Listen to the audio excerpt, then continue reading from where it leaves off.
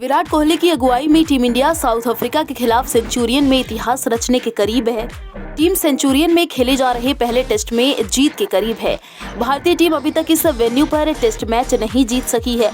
दूसरी ओर south Africa में भारत अब तक कभी भी टेस्ट सीरीज नहीं जीत सका है।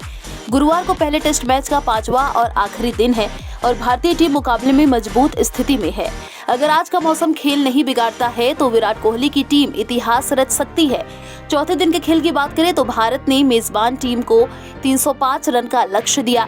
जवाब में साउथ अफ्रीका ने दिन का खेल समाप्त होने तक 94 रन पर 4 विकेट गंवा दिए हैं।